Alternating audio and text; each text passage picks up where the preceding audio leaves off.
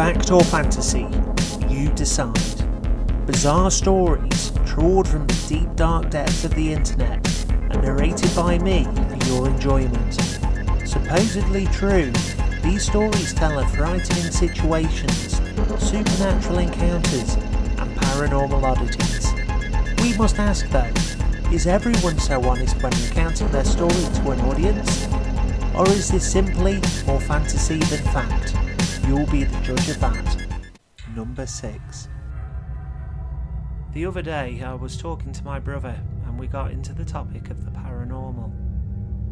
I knew that our old duplex on Long Island was supposedly haunted, but I never knew the specifics, so I asked my brother what happened in that house.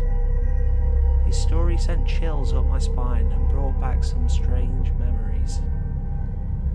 The first part of his story involved a door in the basement where he lived.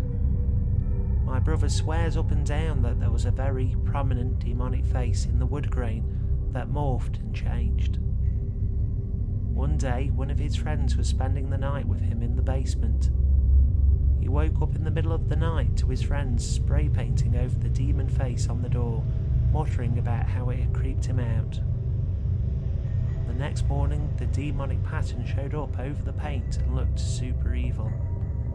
The demon face eventually faded away over the years until we finally moved out.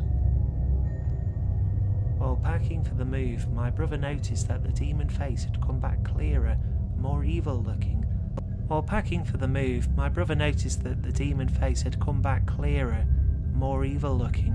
Than ever before.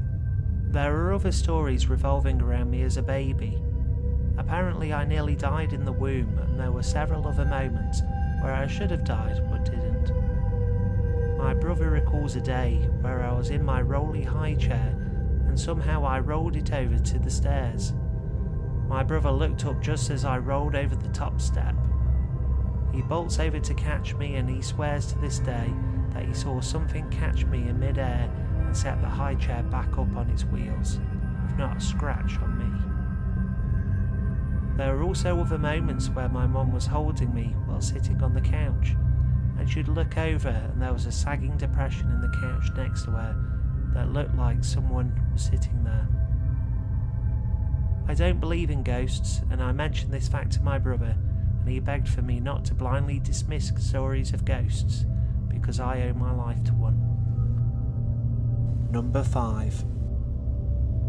As a kid, my mum and her sisters did not like dolls and discouraged anyone from my generation from having dolls or doll-like things around.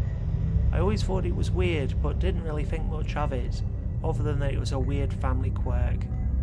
When I grew up, I eventually found out why my mum's generation distrusted dolls from multiple people in my family. As the story goes, my grandpa liked to travel. During one of his trips to Japan, he brought back a Japanese doll. This doll stayed in the family for quite a long time, as one of my grandpa's precious souvenirs. Things got weird after my grandpa died. One night, after putting my mum and aunts to bed, my grandma saw something move in the corner of her eye. This unnerved her, but she thought it must have been a neighbourhood cat that had snuck in. The next night she saw it again, and realised that the doll was walking around. Naturally, she freaked out. My mum and aunts thought she was just stressed because Grandpa had died, so they stayed up to see what was going on for themselves. Sure enough, they saw the doll move too. The next morning they threw out the doll, hoping whatever spirit attached to it would go with it. Unfortunately, the doll would somehow end up back in the house. They concluded the doll must have been looking for my grandpa. When they confronted the ghost and told it that my grandpa was no longer in this world, that was the last they saw of the ghost. For all I know though, it might just be a boogeyman tale that my mum and aunts came up with to not have to buy expensive dolls for the girls in my family. As a fun aside, there is Japanese folklore about spirits inhabiting objects that have been cherished and taken care of for a long time. My mum did not know about this when she told me that story. Number 4. When I was about 3 years old, The house my family lived in at the time was a 2-storey with 2 staircases. The main one was in the living room, while the other was a tiny stairway that went from the kitchen to the 2nd floor. This experience takes place with the 2nd set of stairs, so I'll take a moment to describe it as much as I remember. I remember it was divided into 2 flights of stairs with a small landing between them. The rail that ran beside the bottom flight was thin, wrought iron with a twisted pattern. Everything was not carpeted and was probably laminate. Anyway, my brother, who was a year and a half older than me, and myself, liked taking these stairs despite our mum telling us not to use them. I remember one day wanting to go downstairs. I went to the small staircase and hesitated, remembering Mum's instructions. Deciding to take the stairs as slowly as possible, I got a good tight grip on the rail next to me and turned sideways to find the first step. As soon as my foot touched the first step, I felt 2 hands shove into my back, sending me rolling down the first flight of stairs. When I came to a stop on the landing, I was on my elbow and knees, kind of not quite facing the flight that I just fell down. I looked at the top of the stairs thinking my brother had accidentally run into me, but it wasn't my brother. What I saw was as if a shadow of a boy had become solid, though I could see the outline of his jaw and ear and the way his hair was cut. His hand was resting on the rail that I had been gripping before I fell, and he was just standing at the top. I couldn't see any of his features, but I was terrified. I immediately dropped my head down and cowered, hoping he wouldn't come after me. After a couple of seconds, I looked back up and he was gone. It was like he'd never been there. Still terrified, I scrambled to the 2nd flight of stairs and fell down those. Thankfully, this flight was maybe 4 or 5 steps and fell into the kitchen. My mum was there and was immediately checking me over. I tried to tell her what had happened and what I saw, but didn't have the vocabulary. I told her that someone had pushed me, and she asked who, but I couldn't explain what I saw. I don't remember what happened after that. Number 3. The earliest paranormal experience I recall was when I was 8. My maternal grandmother was hospitalised due to kidney problems, and my parents were going to visit her. They asked if my brother and I wanted to go or if we were staying with our aunt, who had just got back and was going to watch our little sister. She was 4 and they thought she was too young to go. My older brother said no because he was more interested in Sonic and said to give her a kiss for him. I was sitting behind my grandma's rocker, a spot I often occupied even when she was alive, playing with one of my stuffed animals. My dad knelt next to me and asked if I was going to go with them. I said no, I don't want to go to the hospital. Mormore's not there anymore, you know. She just told me she loves me and to be a good girl for you. My mum thought I was lying to them, and myself in an effort to cope with my grandma's illness and the fact she might pass away soon. But when they got to the hospital, they were informed my grandma had passed away 45 minutes before they got there, which was around the time I had insisted she had spoken to me. Another more recent one happened several years ago when I was still living at my parents' house. It wasn't a very big house, and the previous owner had a metal building put on the property. It was insulated and had electricity, but when my brother moved out I moved into it so that I could have a larger bedroom. One night when it was extremely cold, I decided to stay in the house and sleep on the couch because I'd forgotten to turn on the heater in my bedroom. He'd noticed I had kicked it off when he was going to get a drink of water and didn't want me to get a chill. I heard footsteps a second later and closed my eyes and relaxed, hoping to go back to sleep. But then I heard a loud snore that I knew was my dad, so I bolted upright and looked around.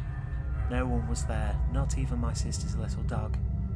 So I jumped off the couch, ran to my parents' room and peeked in the door, using my cell phone for a flashlight.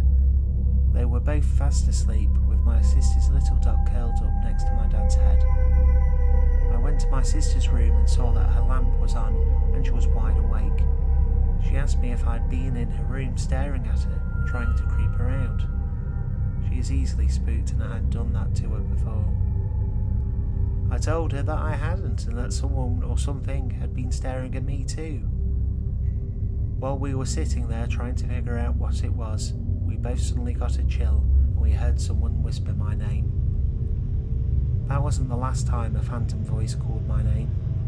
A few weeks later, I was browsing the internet and got a sudden chill right before something whispered, "Hey," and then said my name in my ear.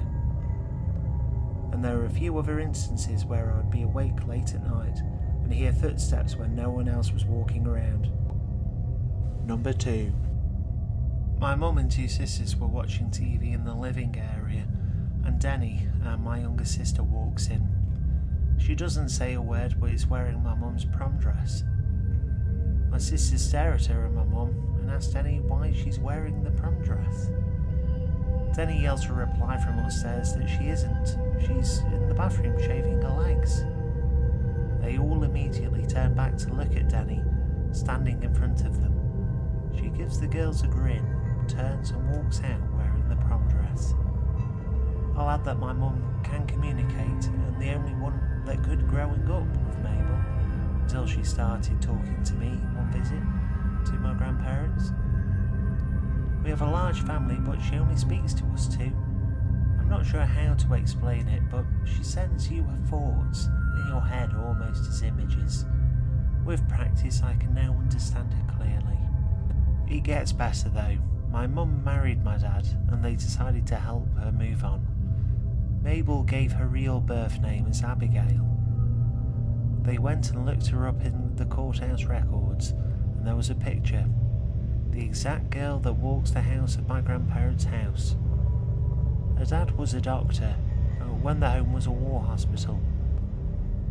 Mabel used to play while he worked when one of his patients raped and killed her there. Her leg was mangled during the process, and I guess when you hear or see her walking, she limps. When asked what she needed to move on, she wanted her family to know she was dead and okay. Her family is long gone though. In the end, she left for 2 years and came back and has remained to this day. When I visit, she's incredibly lonely and wants to play silly games and things like a child would. A weird scenario all round. When I got married, my husband was not a believer. One visit to their home and that changed. Number 1. One night as I'm trying to fall asleep in my college dorm bed, I get this overwhelming sense of anxiety. This wasn't too out of the ordinary because I had a lot of test anxiety at the time. However, there were no upcoming tests. There was literally nothing to worry about, and I couldn't figure out why I was anxious or what I was worrying about. My mind just kept wandering and I couldn't turn it off. Turns out my first niece was born that night, maybe 6 hours later. Her mother is my sister.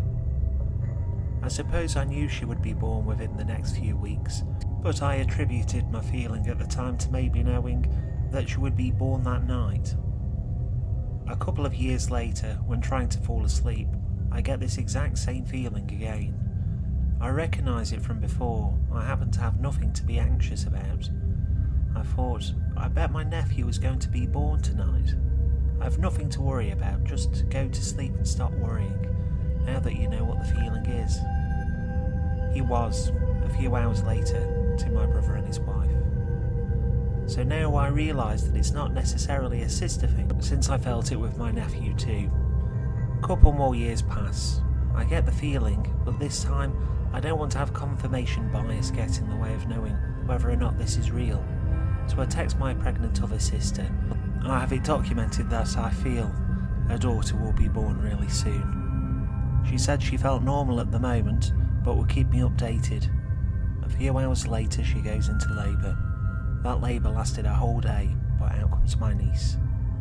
I've had another niece and another nephew born since then, but I didn't get the feeling. Maybe I have a bond with the first 3 kids. Maybe it was less thrilling for my consciousness for the second kid that each sibling had. Well, fact or fantasy, you decide. Thanks for watching. please subscribe as it really helps me out, and I'll be back with more soon.